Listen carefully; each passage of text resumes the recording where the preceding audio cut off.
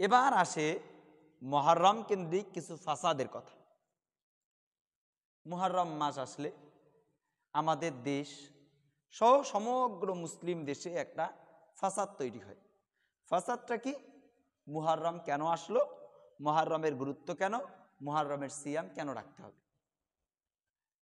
একদল লোক একটা আকীদা পোষণ করার কারণে পুরো মুসলিম বিশ্বকে দুই ভাগে বিভক্ত করেছে। একদল হচ্ছে শিয়া আর একদল কি সুন্নি, আহলে সুন্নাহ ওয়াল জামা, আর একদল হচ্ছে শিয়া। শিয়াদের আকীদা হলো রাসূলুল্লাহ সাল্লাল্লাহু আলাইহি সাল্লামের মৃত্যুর 50 বছর পর, মৃত্যুর কত বছর পর? 50 বছর পর রাসূলুল্লাহ সাল্লাল্লাহু আলাইহি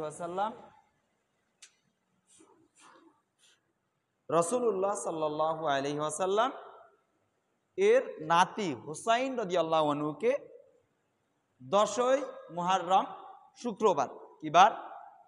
শুক্রবার কারবালার প্রান্তে শহীদ করা হয়।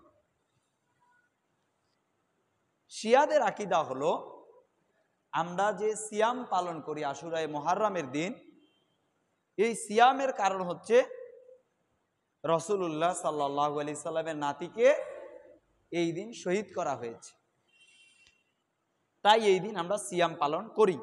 এটা কাদের আকীদা? শিয়াদের আকীদা। এই আকীদা ভুল। এই আকীদা কি ভুল? এবার আহলে সুন্নাহ ওয়াল জামাতের আকীদার মধ্যেও ভুল আছে। ভুল কোথায়? অনেকে বানাইছে।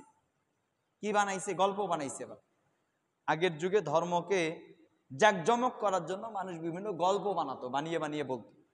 তার মধ্যে একটা প্রচলিত গল্প হচ্ছে যে আশুরায়ে মুহররমের দিন 10 তারিখে আল্লাহ তাআলা আদম আলাইহিস সালামকে সৃষ্টি করেছে।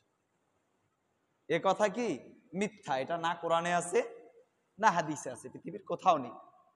আর একটা গল্প আছে যে এই দিন আল্লাহ তাআলা আদম আলাইহিস সালামকে দুনিয়ায় প্রেরণ করেন। শুনেছেন না এমনটা? আবার আরেকটা গল্প আছে যে এই দিন নবী ইব্রাহিম আলাইহিস সালামকে আগুনে নিক্ষেপ করা হয় এবং এই দিনই আল্লাহ তাআলা ইব্রাহিম আলাইহিস সালামকে আগুন থেকে রক্ষা করেন। এই যে ঘটনাগুলো বললাম এগুলো সব মিথ্যা কথা। এগুলো কি সব মিথ্যা কথা।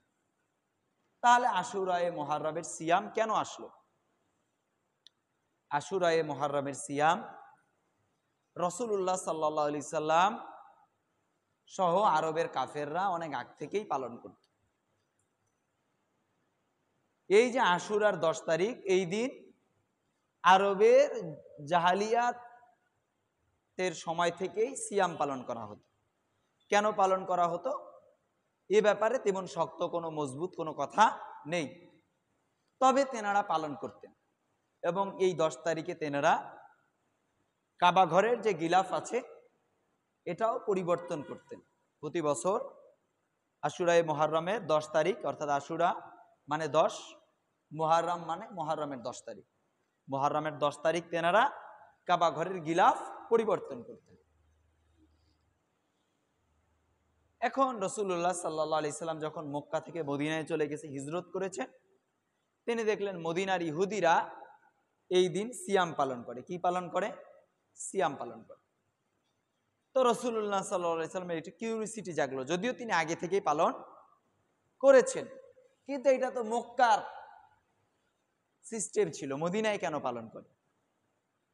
তো তেনারা বললেন যে এই দিন আল্লাহ তাআলা হযরতে মূসা আলাইহিস সালাতু ওয়াস সালামকে ফেরাউনের বিপক্ষে বিজয় লাভ করিয়েছে, তাই এর শুকরিয়া আদায়ের স্বার্থে আমরা এই দিন সিয়াম পালন করি।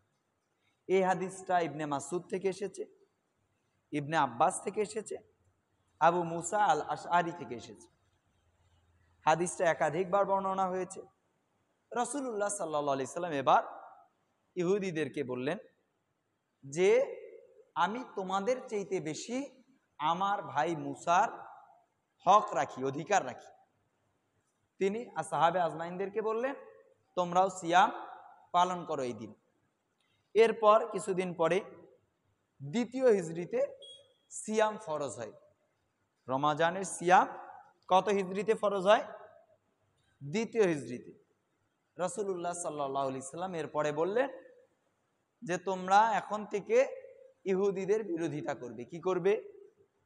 ইহুদিদের বিরোধিতা করবে। বিরোধিতা কি?